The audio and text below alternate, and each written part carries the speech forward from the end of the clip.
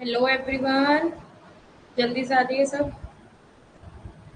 Hello everyone.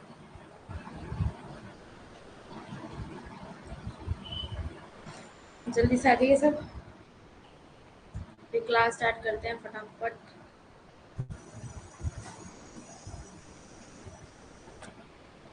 ज़्यादा बड़ी photo आ रही है आई थिंक सो। छोटा सा। Okay.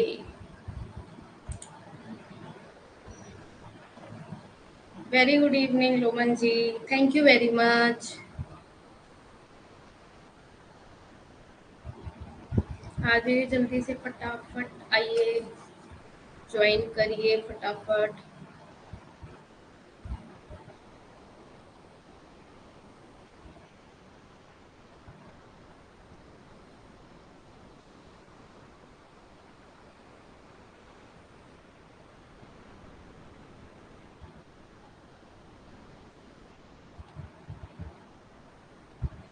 Thank you very much Lalita ji. Thank you very much. Very good evening. आ जाइए जल्दी से फटाफट। सब बच्चों को आने देते हैं अभी, फिर स्टार्ट करेंगे।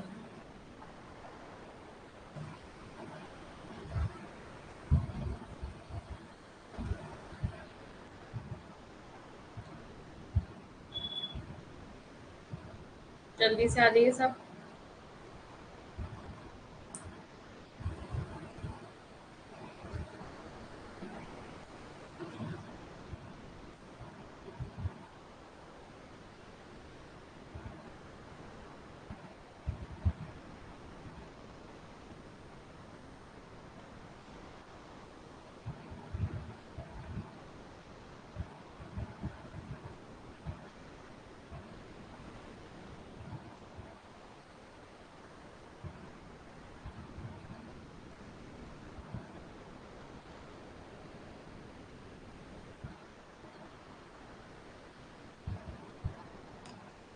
Very good evening Vandana ji. Very good evening.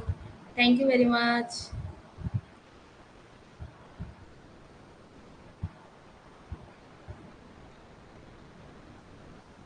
Very good evening नन्हे।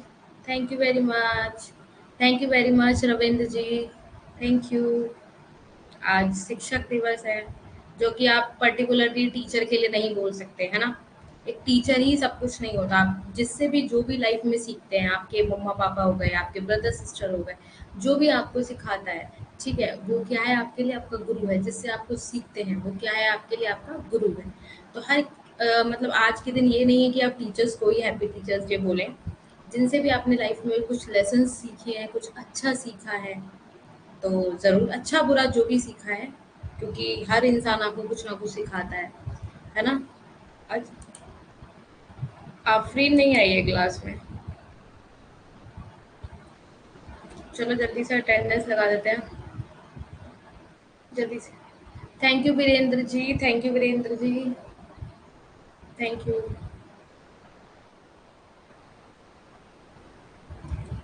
कल ग्रोथ एंड डेवलपमेंट का सिलेबस कंप्लीट कर देंगे, परसों से माइक्रो स्टार्ट करेंगे, ठीक है।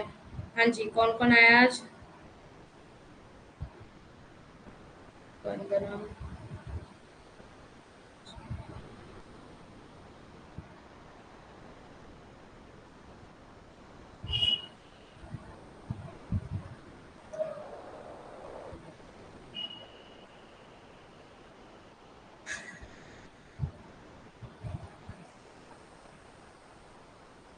चलिए स्टार्ट करते हैं फिर।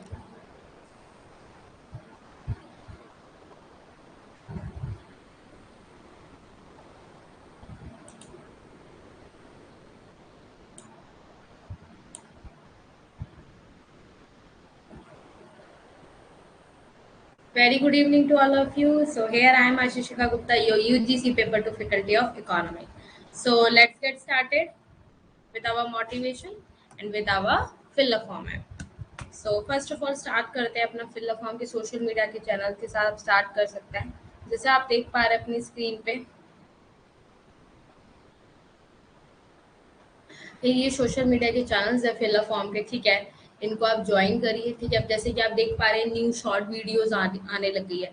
शॉर्ट वीडियोस किसने देखी है? मेरी 2 शॉर्ट वीडियोस आ चुके हैं, एक रोस्टो के ऊपर, एक बिग कुछ थ्योरी के ऊपर। तो ये आप जाइए इंस्टाग्राम पे, उसको देखिए, लाइक करिए, शेयर करिए, सब्सक्राइब करिए, एंड यूट्यूब पे भी देखिए उसको, है ना। तो ये इससे बेनिफिट है, अगर आप ज्वाइन कर रहे हैं इन सब चैनल्स को, तो आप क्या मिल रहा है आपको, शॉर्ट वीडियोस भी मिल रही है, जिसमें कि छोटे छोटे टॉपिक्स आपको बताए जा रहे हैं, और बहुत इजीली आपको समझ आ जाएगा कि हाँ, इस थ्योरी में क्या कहना चाह रहा है। तो जिसने भी नहीं देखा है वो आफ्टर क्लास जाके जरूर कर लेना, ठीक है, चेकआउट।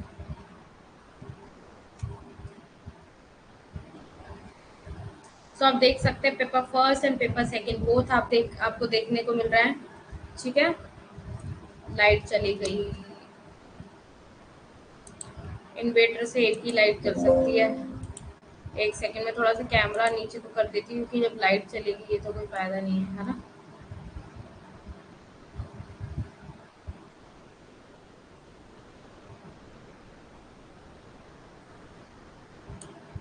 जब लाइट आ जाएगी देन मैं ऑन कर लूंगी, ठीक है।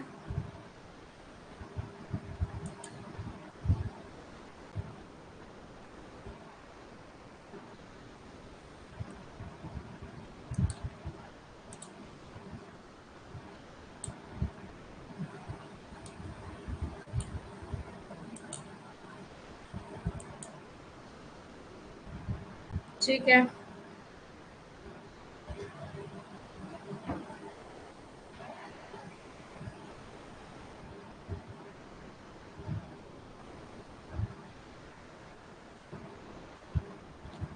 लाइट आ जाए, चलिए फिर स्टार्ट करते हैं, देखते हैं। सो आप देख सकते हैं फिलअप फॉर्म पे आपको notes, PYQ with answer, 100+ mock test, ये सब क्या है आपको देखने को मिल रहा है ना।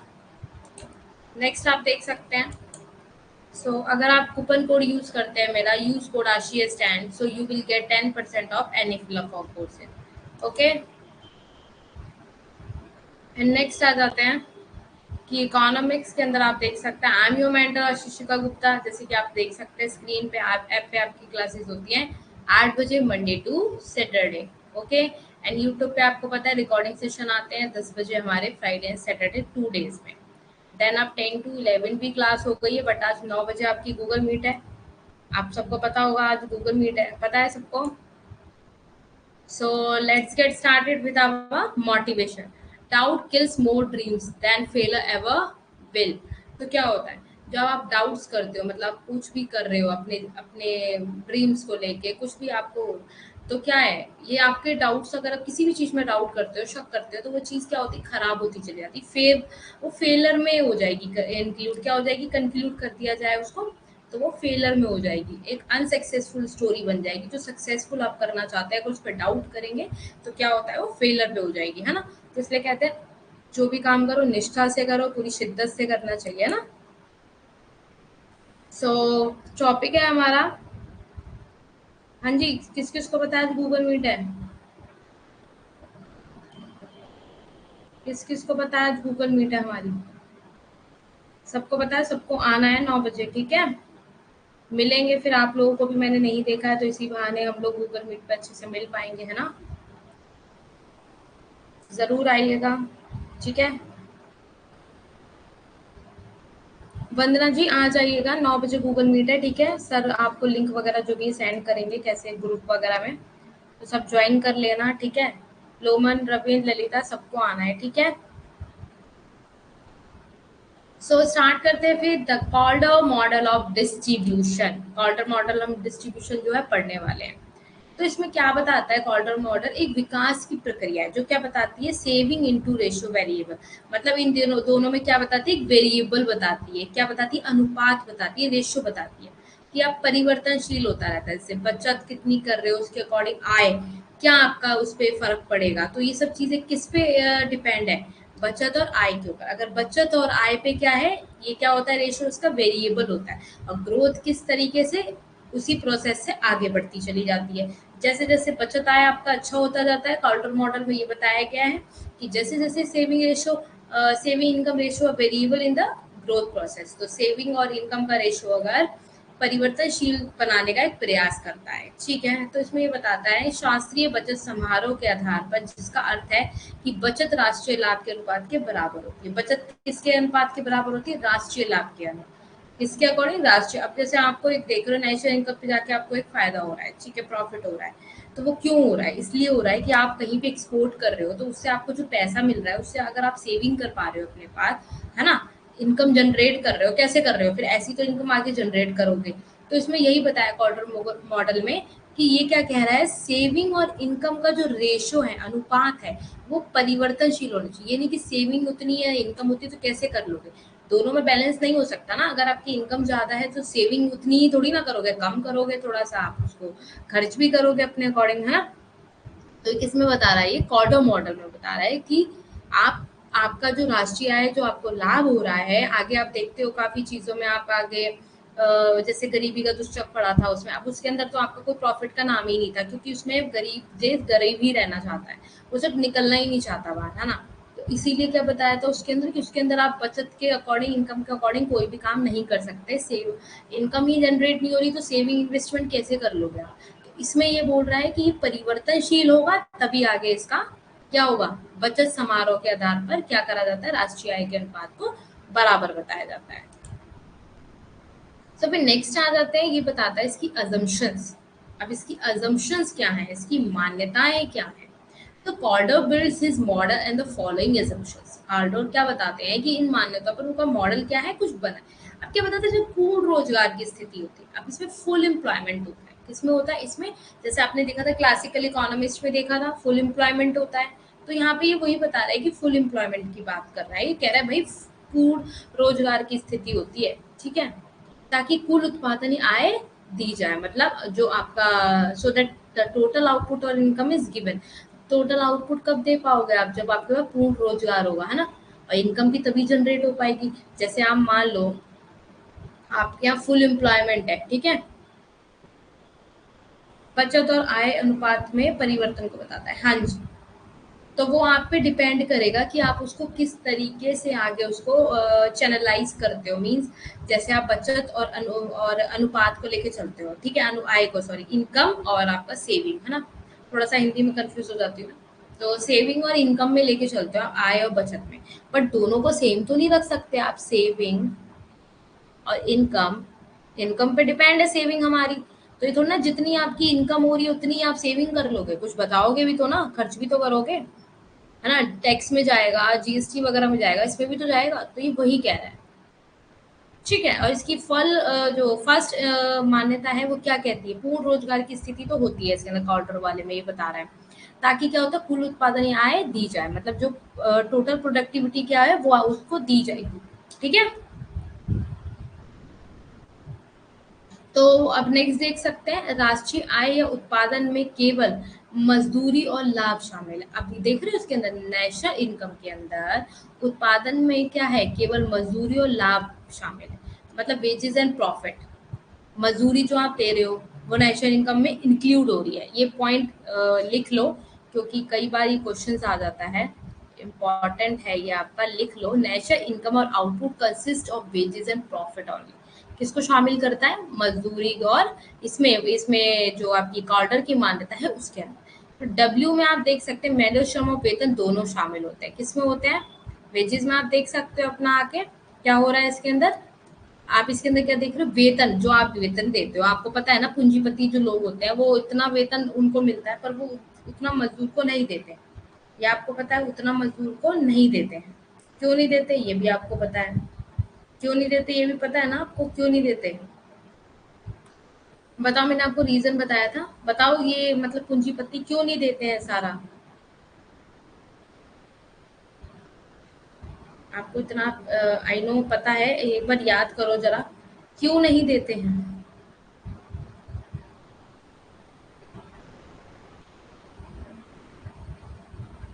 मैंने आपको बताया था ना क्यों नहीं देते हैं।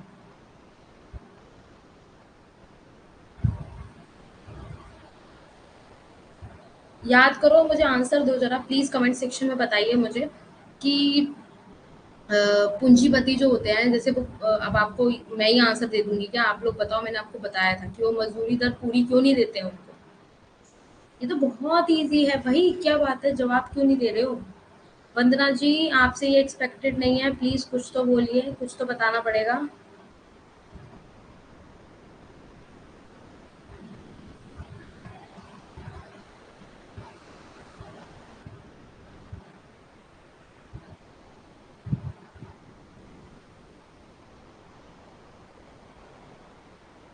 मजदूरी दर जीवन निर्वाह के बराबर देते हैं। अतिरिक्त मूल्य। लोमन जी, अतिरिक्त मूल्य क्यों बोला आपने? मैं समझी नहीं, अतिरिक्त मूल्य क्या है? अतिरिक्त मूल्य क्या है? मैं समझी नहीं, आप बता सकते हैं मुझे अतिरिक्त मूल्य? हाँ, वंदना जी का आंसर लगभग ही ठीक है कि मजदूरी दर जो दी जाती है उनको जीवन निर्वाह के बराबर दी जाती है, मतलब लाइक वो खा पी पाए अपना, इसीलिए ही उनको क्या, वो लोग क्या करते हैं। हाँ, very good. Yes, very good Vandana ji, very good. आप सब आंसर क्यों नहीं देते हो, एक बार बताओ।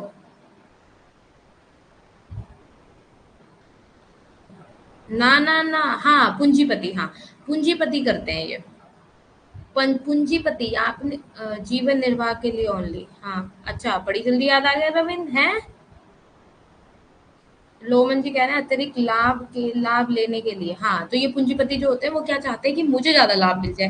भाई, क्योंकि जो गरीब है उसको गरीब ही रहने, तो उसको कितना दे दोगे आप?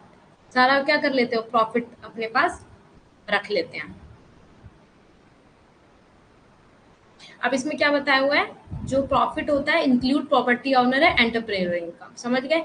जो पी क्या है, प्रॉफिट है हमारा, वो संपत्ति के मालिक और उद्यमियों की आय में शामिल होता है, समझ गए? इसका वही मतलब आ गया जिसका मैंने आंसर अभी आपसे पूछा है, इस लाइन में उसी का आंसर छुपा है, समझ में आ गया? Got it my point?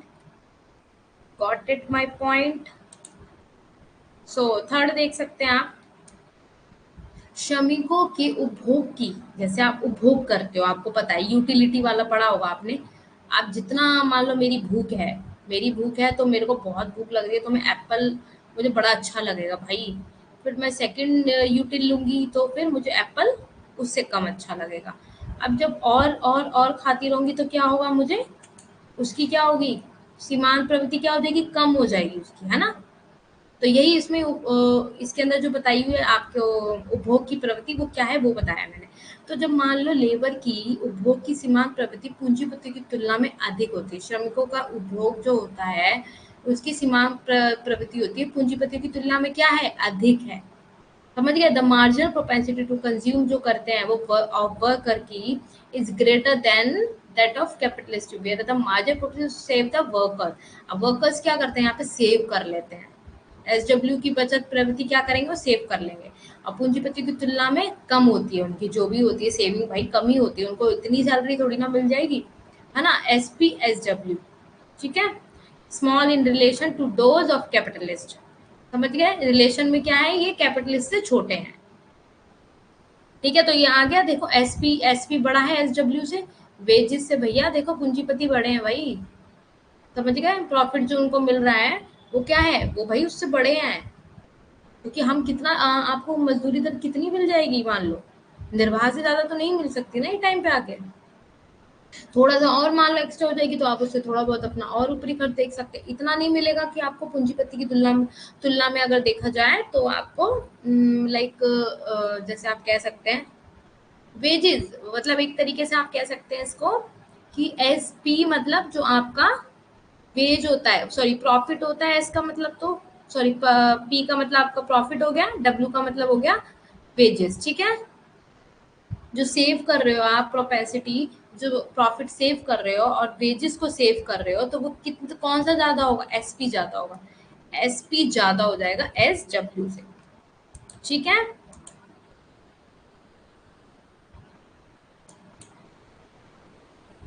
अब इसमें क्या पता है, निवेश आउटपुट अनुपात, जो निवेश और आउटपुट आपका निकल के आ रहा है एक स्वतंत्र चर है। मतलब जैसे आपने इन्वेस्टमेंट और आउटपुट क्या है, इसमें एक स्वतंत्र चर, मतलब जितना इन्वेस्टमेंट आउटपुट आ रहा है वो एक इंडिपेंडेंट वेरिएबल, वेरी मतलब डिपेंड नहीं है किसी पे कि आप है ना? जैसे मान लो आप ये कह सकते हो कि एक तरीके से मैं बताऊं आपको, तो जैसे आपने किसी पे इन्वेस्टमेंट किया, ठीक है, आपने इन्वेस्टमेंट कर दिया, बट आपको ये नहीं पता कि मुझे आउटपुट कितना मिलेगा। आपको ये नहीं पता है कि आपको कितना मिलेगा, समझ गए? अब मैंने लगा लो एक, क्या दोबारा बता दूं? ओके, जैसे मान लो आप देख सकते हैं एसपी, ये क्या हो गया, एक पॉलिसी, एक तरीके से ना एक पॉलिसी, एक प्रॉफिट है ये। ठीक है, एक तरीके से क्या है, पॉलिसी और प्रॉफिट है।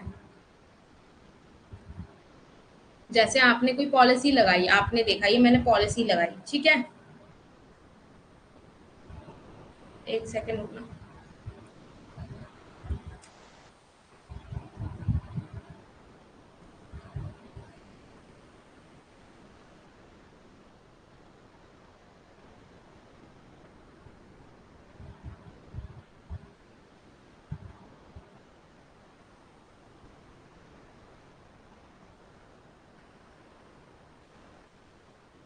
हम्म, ये प्रॉफिट की बात कर रहा है ना, ये देखो ये आपका प्रॉफिट का बात कर रहा है, ठीक है, सोशल लगा लो इसको, सोशल कह सकते हो एक तरीके से, ठीक है। और ये किसकी बात कर रहा है आपका, ये वर्कर्स की बात कर रहा है आपकी, है ना, सोशल वर्कर की बात कर रहा है आपका, वेजिस की बात कर रहा है, ठीक है। तो ये दोनों से आप क्या कर सकते हो, उसको डिनोट कर सकते हो, वर्कर्स से कर सकते हो और आपका वेजेस से कर सकते हो, और इसका सोशल हो गया, आपका प्रॉफिट कर सकते हो इसको, ठीक है, या पॉलिसी बोल सकते हो, ठीक है। सोशल आप वर्कर्स ले लो एंड सोशल पॉलिसी, ठीक है। अब जैसे मान लो आपका, आप जैसे इन्वेस्टमेंट के ऊपर डिपेंड कर रहे हो ना, आप सब कुछ आउटपुट जो आपका निकल के आ रहा है वो किस पे आ रहा है, इनकम पे आ रहा है। अब आप इन्वेस्टमेंट भी कब करते हो, जब आपकी सेविंग होती है, सेविंग से ही तो क्या करते हो आप, इन्वेस्टमेंट करते हो ना। इनकम ही नहीं होगी तो सेविंग इन्वेस्टमेंट कैसे करोगे, नहीं कर पाओगे ना। आगे बनना जी समझ में। तो एलिमेंट्स ऑफ इम्परफेक्ट कंपटीशन और मोनोपोली पावर एग्जिस्ट, आप समझ गए, एकाधिकार शक्ति के तत्व क्या है इसमें मौजूद है, इसमें क्या है, एकाधिकार का तत्व क्या है मौजूद है। क्योंकि फुल एम्प्लॉयमेंट वगैरह ये सब पता है आपको, क्लासिकल इकोनॉमिस्ट में बात करी गई है, बताया था मैंने आपको, क्लासिकल इकोनॉमिस्ट में बात करी गई है, समझ में आ रहा है। सब मोनोपोली का समझ गए, एक अधिकार कर रहा है, ये मतलब एक कंपनी, आपको बताया था मैंने, कोई भी एक कंपनी एक अधिकार के अंदर उसका उत्पाद जो होता है, जो अभी उसका उत्पाद कर रहे हो आप, वो क्या अदर सेक्टर पे क्या होता है, क्या होता है अदर सेक्टर पे, अपना क्या करता है, वो स्वामित्व दिखाता है, मीन्स अपने आप को उस पर डिपेंड करता है भाई, मतलब एक तरीके से उस पर अपना हक दिखाता है, यही बताया था मैंने। आप जब पढ़ोगे तो पता चलेगा आगे। क्या करता है ये मोनोपोली, कंट्री वो सॉरी कंट्रोल करता है किसको, इंडस्ट्रियल सर्विस को, कंपनियों की इंडस्ट्रियल सर्विस को क्या करता है, कंट्रोल करता है,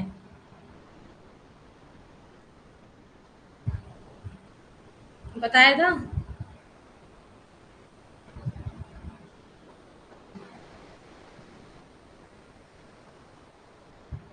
कोई दिक्कत तो नहीं है, ऐसा तो नहीं कुछ नहीं समझ में आ रहा तो पूछ लो, कोई बात नहीं दोबारा।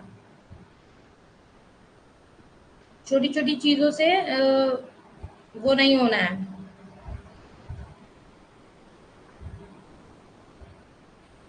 समझ में आ रहा है, किसी को कोई डाउट तो नहीं है।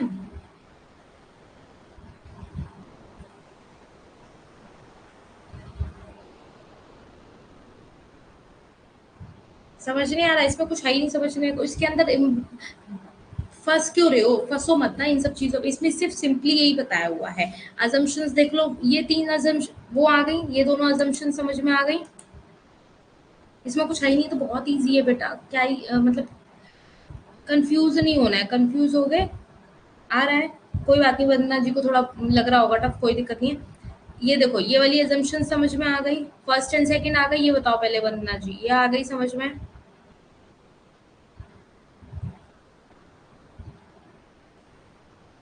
आ गया समझ में,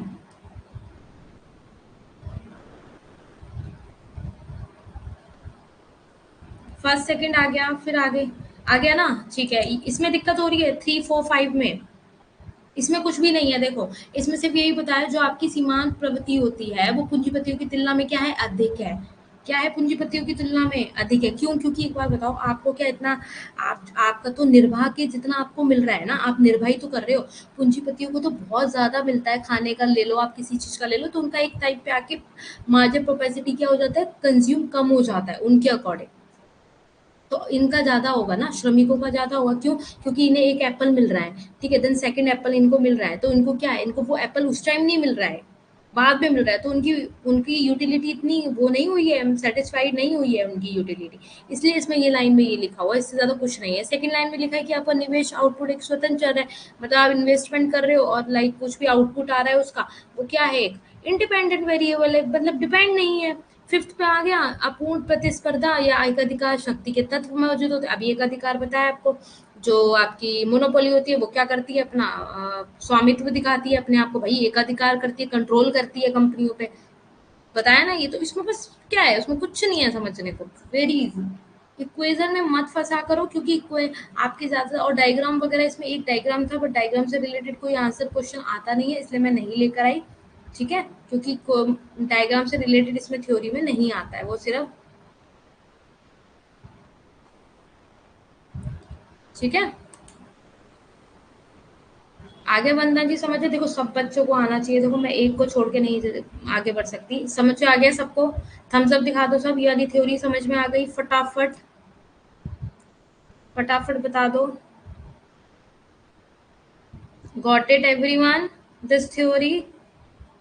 रविंद्र, ललिता, लोमन, नन्हे, वीरेंद्र, सबको आ गया? थम्स अप दिखा दो भाई फटाफट।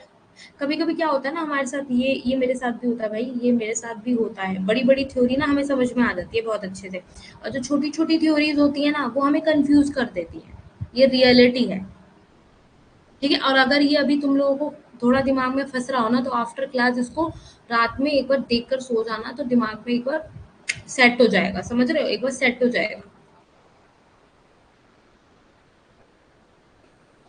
ठीक है। अब आ जाते हैं John Robinson.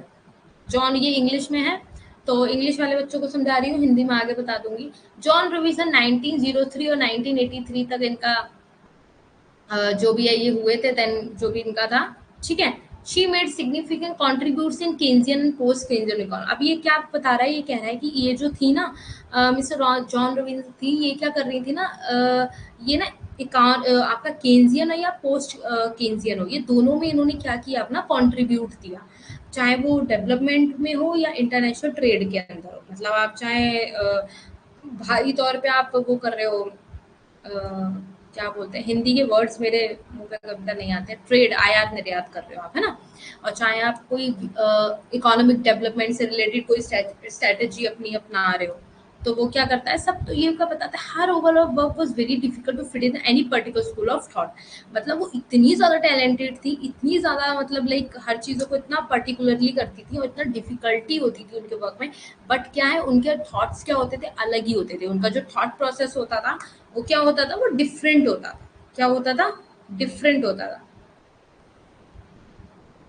Then this fact must be kept in mind in discussing her early neoclassical contribution. अब ये क्या बोल रहे हैं, ये जो फैक्ट बता रहे हैं ना, तो ये जो क्या बताते हैं, ये माइंड के अंदर घूमता है इनके, जो न्यू क्लासिकल के अंदर इन्होंने कंट्रीब्यूशन किया होगा, तो ये बता रहे हैं कि ये क्या, ये मतलब हर चीज को करने के लिए आगे से आगे क्या होती थी, आगे से आगे कहते हैं ना बढ़ना, कि मुझे ये करना है मतलब लाइक इनका जो वर्क होता था ना वो बहुत प्योरली कैपिटलिस्टिक इकोनॉमी में होता था, पूंजीपति उसमें होता था, ठीक है। और बहुत ही सिंपल मॉडल है आपका इकोनॉमिक ग्रोथ का, जो ये क्या रिफ्लेक्ट कर रहा है, जो वर्किंग ये कर रही है वो प्योर कैपिटलिस्ट इकोनॉमी के अंदर कर रही है, किसके अंदर कैरिंग कर रही है, प्योर इकोनॉमी के अंदर, ठीक है। 1903 में इनका बर्थ हुआ था, एंड 1983 में जो आपको दिख रहे हो ये बर्थ होता है, इतना तो आप लोग को आई नो पता ही होगा। एक सेकेंड, एक तो ना टैग से चला जाता है ये।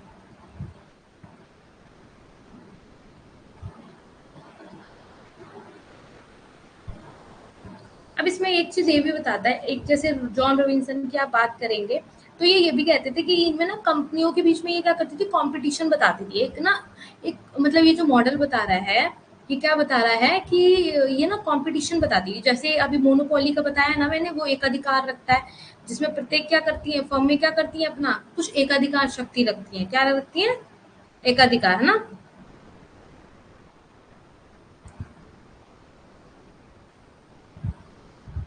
अब देखो, हाँ प्योर इकोनॉमी 19, हाँ इनका बर्थ 1903 में हुआ एंड इनकी डेथ 1983 में हुई थी, ठीक है, ओके। अब ये भी बता देते हैं इसके अंदर, देखो जैसे जॉन रॉबिन्सन की आप बात करें तो उसमें ये भी बताते हैं क्या रिलेशन बताती है, बताती है ह्यूमन बिहेवियर का क्या रिलेशन है किसके बीच में। जैसे आपके पास जो कुछ भी ले लो, कोई भी सोर्स वो स्कार्स है, मतलब कमी पड़ रही है, तो उसका कुछ अल्टरनेट यूज भी तो होता है। अब ये थोड़ी ना अगर आपके पास चाय पत्ती खत्म होगी तो आपके पास और कोई अल्टरनेट यूज नहीं है ना। तो ये इन सब चीजों में बताती है, आगे बात करेंगे।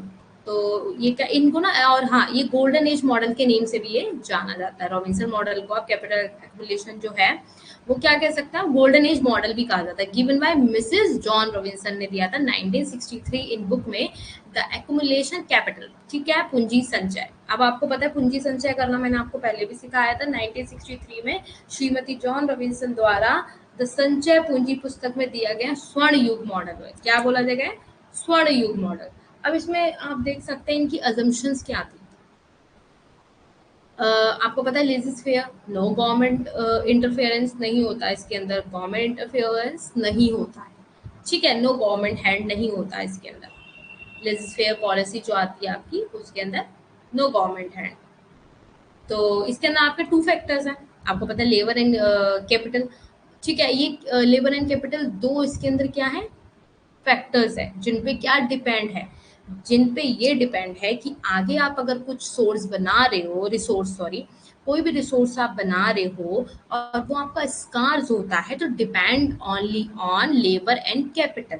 अगर आपके पास कैपिटल है तो you can change into alternative scar sources, मतलब आप चेंज कर सकते हो कि आपके पास जो जो रिसोर्सेज नहीं है उसकी जगह आपको क्या करना चाहिए, इंपोर्ट करना चाहिए या कुछ नई टेक्निक लगा के उसको आगे किसी और तरीके से ढूंढना, मतलब अल्टरनेटिव यूज उनका ढूंढना, है ना।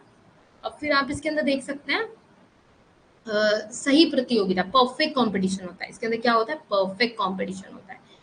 कांस्टेंट रिटर्न टू स्केल पता है इसका मतलब, कांस्टेंट रिटर्न स्थिर पूंजी श्रम अनुपात की जितना आप इनपुट लगा रहे हो उतना ही आपको आउटपुट मिल रहा है, ठीक है।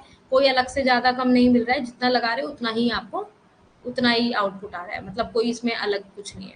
तो इसमें फिक्स कैपिटल लेबर रेशियो इसमें क्या बताया हुआ है, जो आपकी राष्ट्रीय दर आपकी जो भी राष्ट्रीय आय मजदूरी दर है वो लाभ का योग है, मतलब जो फिक्स कैपिटल लेबर रेशियो इन्होंने फिक्स कर रखा है इसमें, लेबर का जो भी आप दे रहे हैं इनको वो क्या है इसमें इन्होंने फिक्स्ड बता रखा है।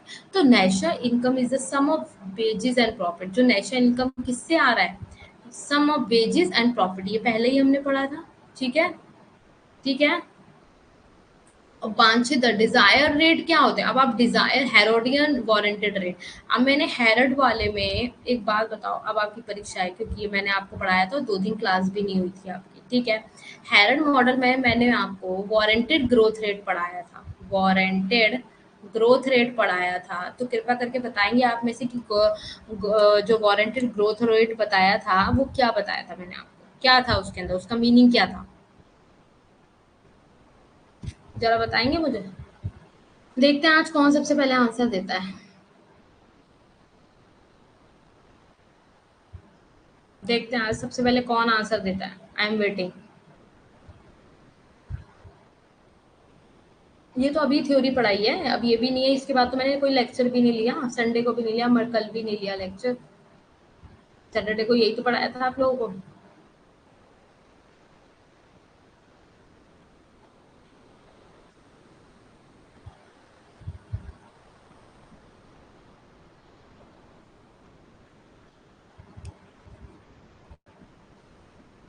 अच्छा, ललिता जी का आंसर आया है पूंजी और बचत।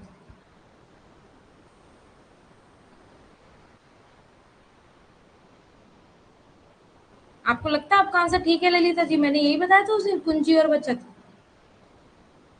अरे हैरड डॉमर मॉडल उस दिन पढ़ाया था, तो हैरड वाले मॉडल के अंदर मैंने वारंटेड ग्रोथ रेट पढ़ाया था, नहीं पढ़ाया था, एक्चुअल और आपका वारंटेड और नेचुरल ग्रोथ रेट ये तीनों पढ़ाए थे ना आपको। तो उसमें से जो वारंटेड ग्रोथ रेट पढ़ाया था उसमें क्या बताया था मैंने आप लोगों को, मैं ये पूछ रही हूँ आप लोगों से, क्योंकि डिजायर रेट बोल रहा है, ये क्या बोल रहा है, वांछित जो आप डिजायर करते हो जिन रेट को, आपके अंदर इच्छा है, ये डिजायर रेट होते हैं, ठीक है।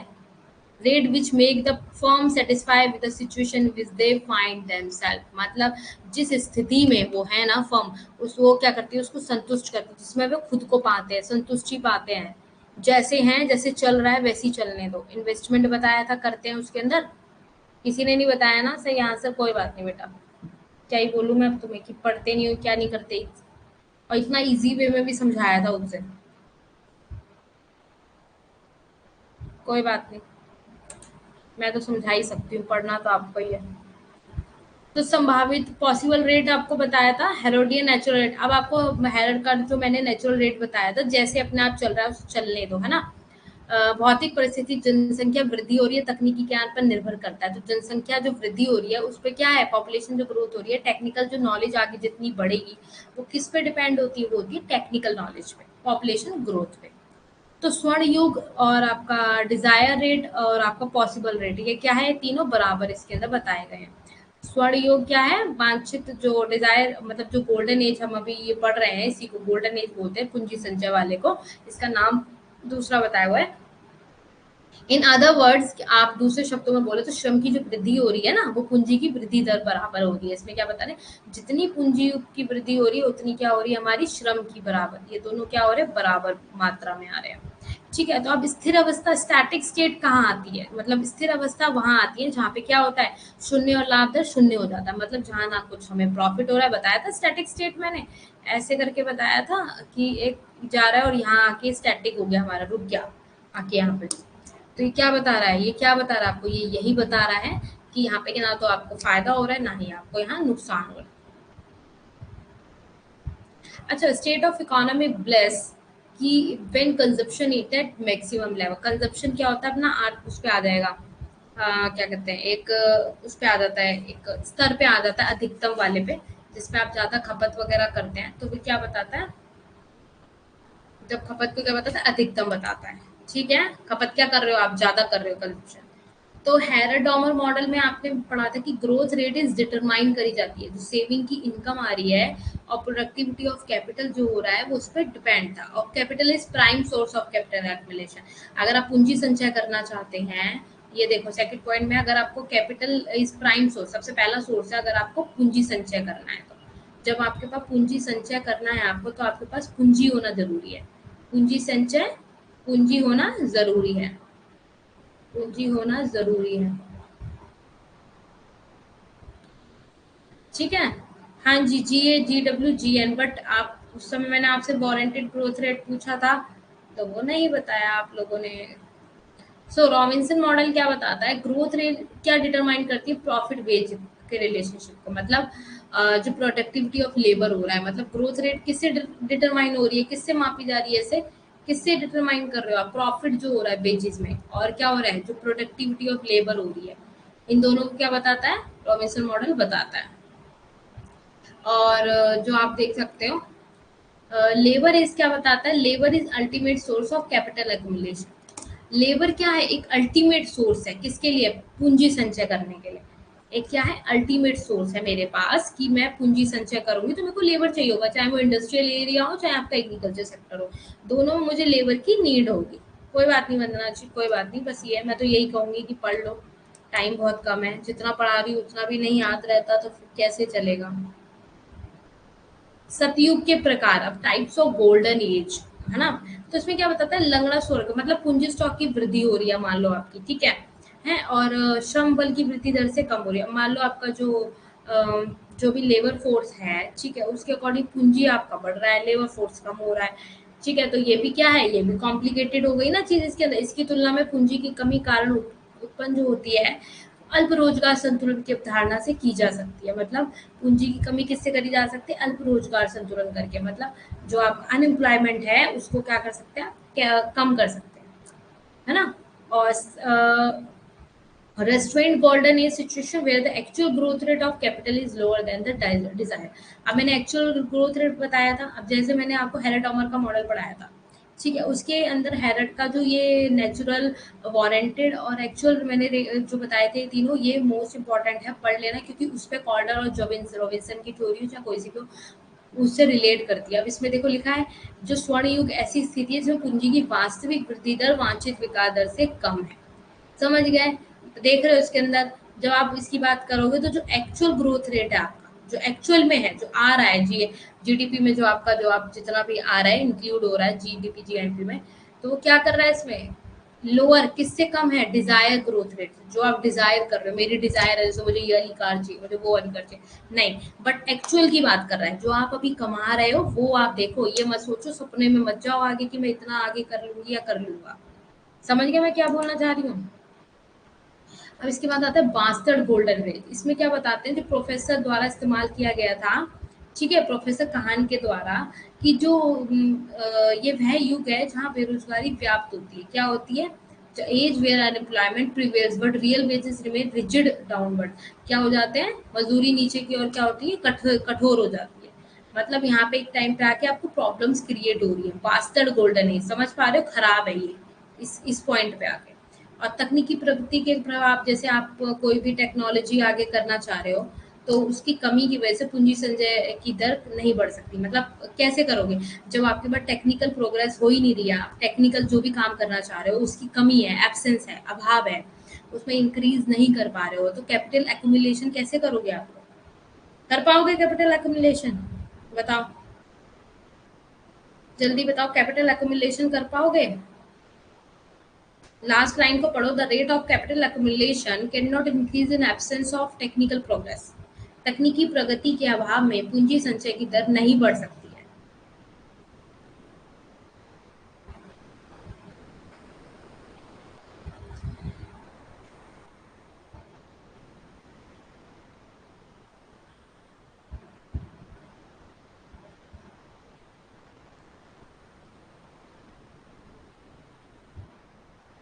पूंजी के बिना नहीं हो सकता, देख लो रविन, तुमने लिखा क्या, मैंने समझ लिया, देख लो।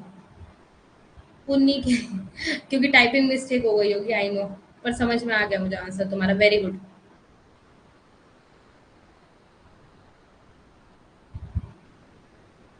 भाई यार टीचर्स डे है, मेरे को गिफ्ट तो मिले ही नहीं आप लोगों की साइड से।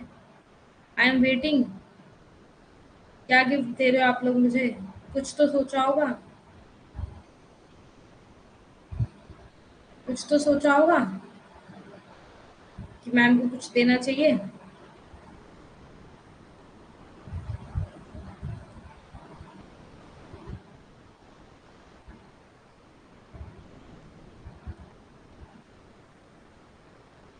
Oh thank you very much.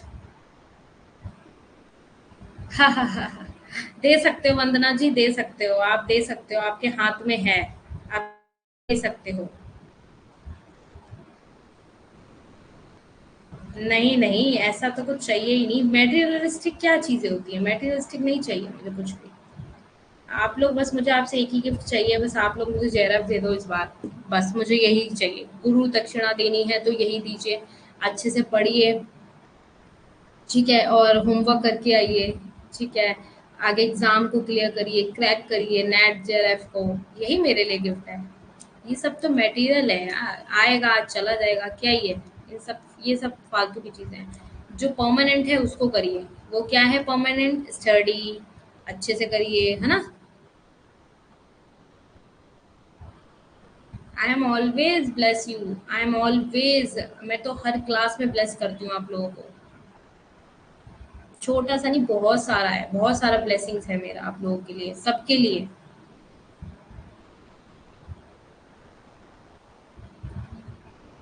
I know, मुझे पता है आप लोग कर जाओगे, बस थोड़ा सा ना, थोड़ा सा मेहनत तो देखो एक्स्ट्रा करना पड़ेगा, क्योंकि ओके ऐसा तो पॉसिबल ही नहीं है, बट ठीक है, सेलिब्रेट यहाँ से भी हमने कर लिया, ठीक है, वर्चुअली भी अच्छा हो जाता है सेलिब्रेट, है ना। सो बस अच्छे से पढ़ लो, एग्जाम वगैरह क्लियर कर लो भाई, मुझे तो और कुछ नहीं चाहिए आप लोगों से।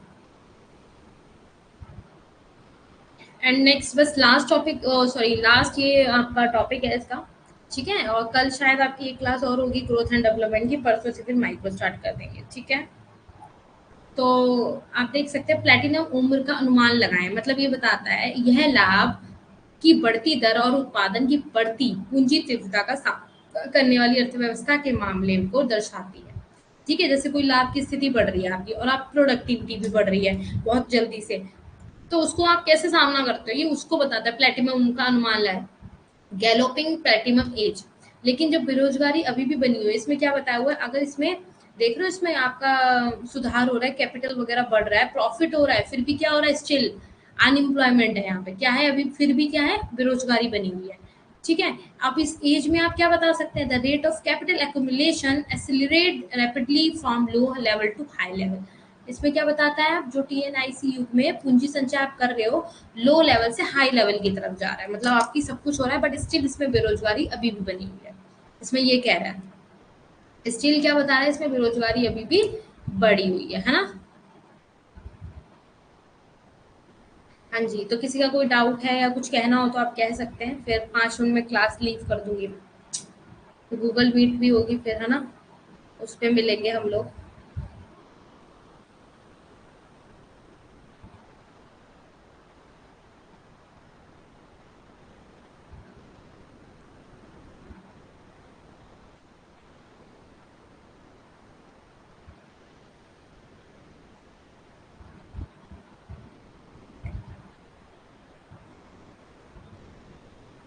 किसी का कोई डाउट है तो पूछ लो भाई, पूछ लो जल्दी से।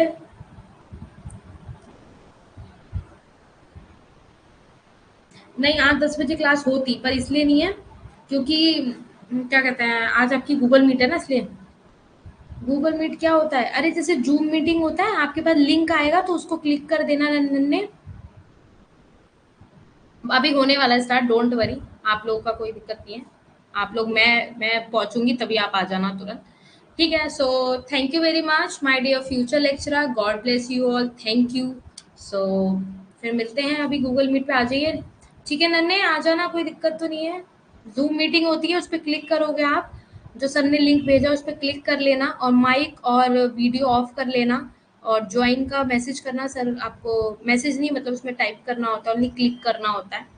ठीक है, और फिर वहाँ पे आप आ जाइए। ठीक है, वहाँ पे जब आपसे कुछ पूछा जाए या बोला जाए तब। ठीक है, थैंक यू सो मच। आ जाइए सब वहाँ पे। चलिए फिर चलते हैं, bye bye, good night, take care to all of you, God bless you all.